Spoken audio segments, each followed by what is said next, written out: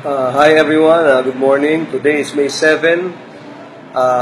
Malapit na ho yung botohan. First off, I'd like to thank all my FB friends, lahat po ng mga kaibigan ko sa FB. Na in spite of our differences in our choices and our preference para sa ating magiging presidente, we have maintained respect. Hindi po tayo nag-bash, hindi po tayo nag-away-away. O at least sa akin, may kasi mga nag-aaway doon, but I have a lot of friends and yung mga FB friends ko nga na who ask why, who question my choices, but they were very polite and respectful of my preference, no? of Rodrigo Duterte. Only because I respect yours also, no? Alam niyo naman yun, respeto ko naman yung inyong mga choices. That's why it's a democracy in motion. What has happened in Facebook, at least with my friends, no? So maraming salamat sa lahat ng mga Facebook friends ko. You know, now malapit na nga yung botohan, and now I can tell you, I will state the reasons why, or the very reason why I'm voting for Rodrigo Duterte. I've always said this time and again na siguro about 2 or 3 presidential elections or 3 presidents ago hindi natin siya kailangan. Pero now kailangan natin the likes of Digong, no? Si Tatay Digong Duterte, kasi medyo masyadong malalim na ang hukay ng Pilipinas, no? So kailangan umangat na talaga tayo genuinely, hindi yung on paper, hindi yung on media, but everybody needs to feel the growth and the progress of the Philippines. And most importantly, I've always said this, ang Pilipinas kasi noon, sad to say, aminin man natin o hindi, when we were given the democracy, we were given the freedom, we misconstrued this freedom for something else. It was freedom to, ang nangyari, freedom to steal, freedom to do bad things, freedom to just do anything that we want, no? It's freedom without responsibility. Ganun po ang nangyari sa atin. Hindi tayo ready for that freedom na nakuha natin. It's very sad, no? Pero it's a sad truth. Na kailangan natin tanggapin, because pag tinanggap natin, that's the start of progress and change, genuine change. Kung tinanggap natin yung pagkakamali natin and we acknowledge it, then we will start moving forward and doing right, no? And start doing right. Yung discipline, very important po yan, kailangan po natin. If you notice, eto, tagal na ito, hindi na ako pupunta pa sa Singapore o ibang lugar, ibang mga bansa. Pero yung mga OFWs natin, mga kapatid, they know this. Alam niyo po nila to. Pero hindi na tayo pupunta doon, masyadong malayo na yun, kailangan pa natin aeroplano. Hindi katulad dito. If you go to Clark, if you go to Subic, and all these places, lahat po tayo ay sumusunod sa batas. Sumusunod tayo sa batas. There is discipline, there is order. Yun po ang maganda. Kaya maganda yung paligid nila, lahat po kasi sumusunod. And that's something that we need now. That's a start. You know, to quote then President Marcos, he was right. He was right, let's face it. Para sa ikauunlad ng bayan, disiplina ang kailangan. You know, he was right at that time, no? So, yun po ang kailangan natin. That's why I feel na si Duterte po talaga ang kailangan natin ngayon. Right now, 2 or 3 presidents ago, siguro hindi natin siya kailangan. But now, he is the one that we need. Yung pong mga binabato sa kanya, like I told you, this is election time. Election time. Kahit sino, lahat ng pwedeng ibato sa'yo, totoo man o hindi, fabricated man or real, eh talagang ibabato sa iyo. So, may ano nga, sabi nga, the you of no sin, you cast the first stone, no? Lahat po yan, no? Nakikita nyo naman, lahat ng yung sa mga posts na ano, maraming mga totoo talaga dyan. I don't want to mudsling or taint the personalities involved na kalaban ni Rodrigo Duterte. Pero kilala ko po lahat yan. Personally, I know them. Some of them, I have broken bread with them. So, alam ko, hindi sila talaga. Matagal ko nang alam na hindi talaga masama na loob ko eh. Na talagang ako, walang mangyari until Rodrigo Duterte came. No?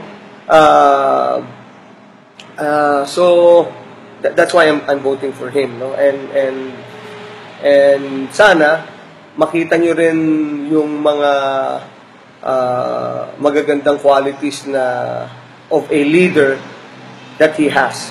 Now, lastly, ito na po yung sabihin ko sa inyo. No? Si Mar Roxas has not done anything for the country. He was given the chance, pero he has not delivered. Sad to say, Vice President Binay, ganun din, no? Kasi he was waiting for the bendition of Noy Noy, pero nung hindi pa na niya makuha, tsaka pa lang siya gumawa ng hakbang, no? And it was too late. Si Grace, who is a friend of mine, Grace, I'm really sorry. Talagang hindi ka pa pwede. You're doing it for the wrong reasons.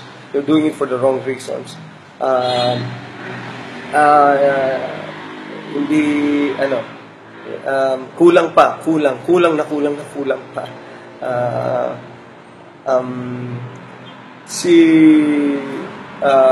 Sino pa ba tumatakbo?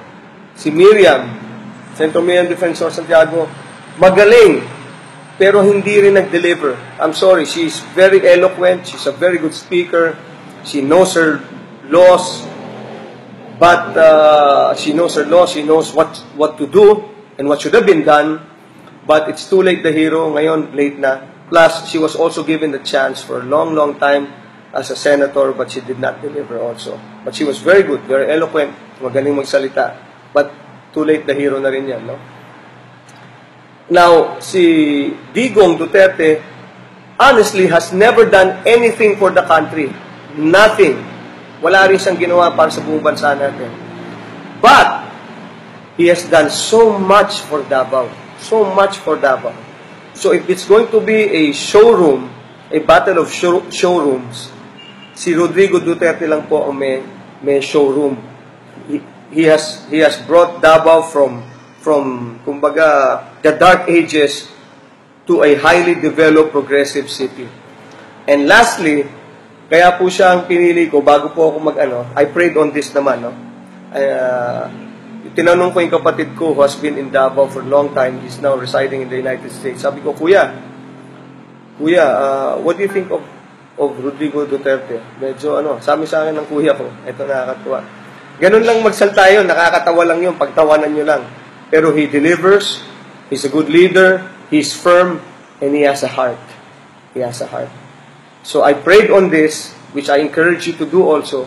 I want you to pray before you go to the voting precincts.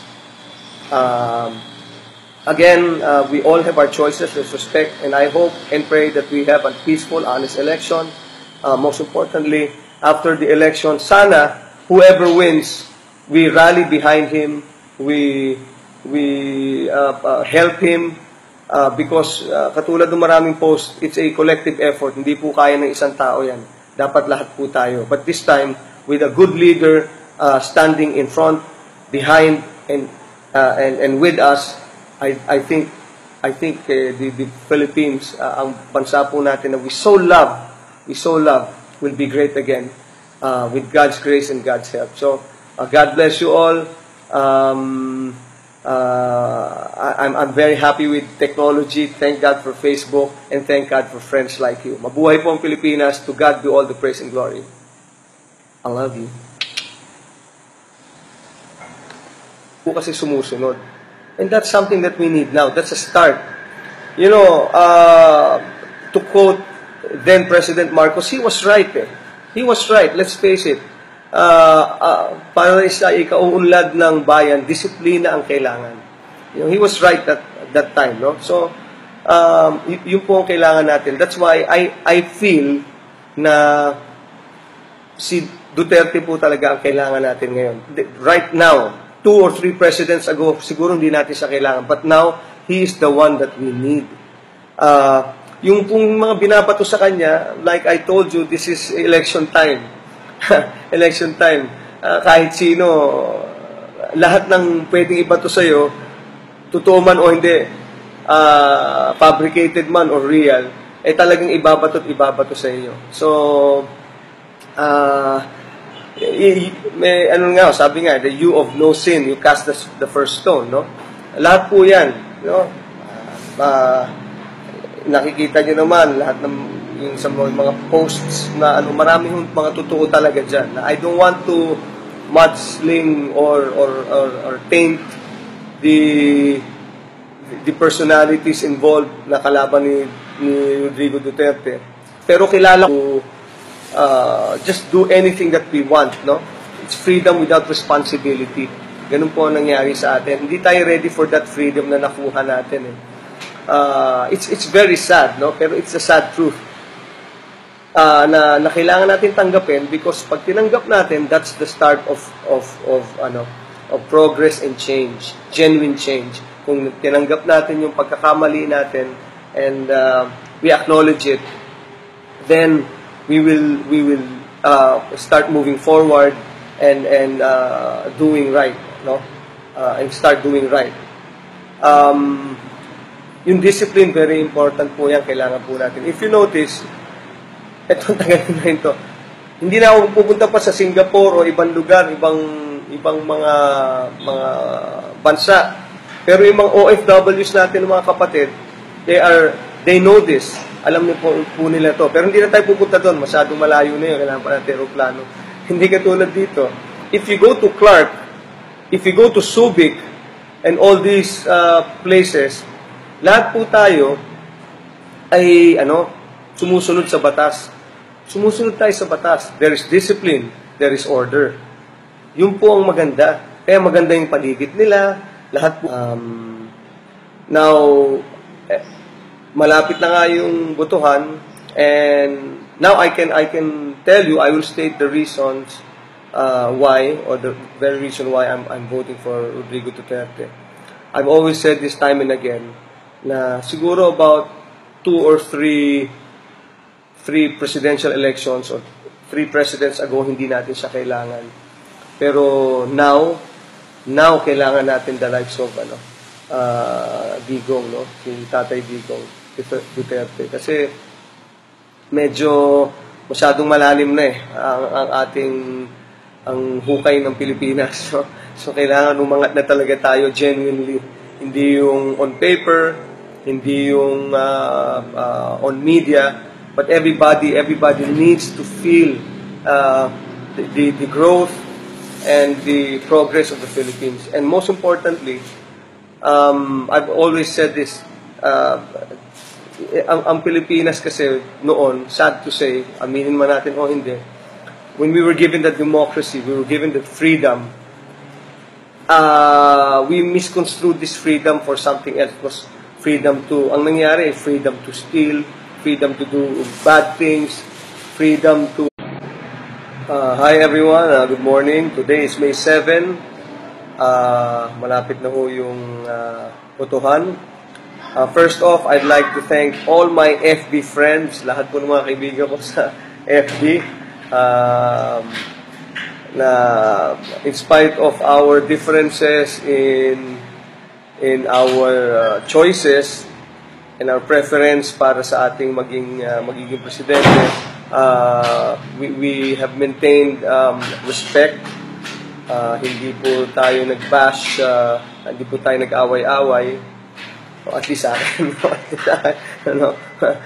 may kasi mga nag-aaway doon, but I have a lot of friends and yung mga FB friends ko nga na who ask why, who question my choices, but they were very polite and respectful of my preference, no, of Rodrigo Duterte.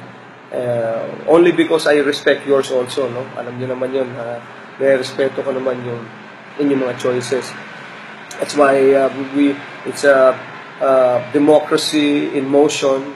What has happened in Facebook, at least with my friends, no. So maraming salamat sa lahat ng mga Facebook friends ko. You know, ako po lahat yan. Kilala ko po lahat yan. Personally, I know them. Some of them, I have broken bread with them. So, alam ko, hindi sila talaga, matagal ko nang alam na hindi talaga masama na ang loob ko eh. Na talagang ako, walang mangyari until Rodrigo Duterte came. No? So, that's why I'm voting for him. No? And sana, makita nyo rin yung mga magagandang qualities of a leader that he has. Now, lastly, ito na po yung sasabihin ko sa inyo. No? Si Mar Roxas has not done anything for the country. He was given the chance, pero he has not delivered. Sad to say, Vice President Binay, ganun din, no? Kasi he was waiting for the bendition of Noy Noy, pero nung hindi pa na niya makuha, tsaka pa lang siya gumawa ng hakbang, no? And it was too late. Si Grace, who is a friend of mine, Grace, I'm really sorry. Talagang hindi ka pa pwede. You're doing it for the wrong reasons.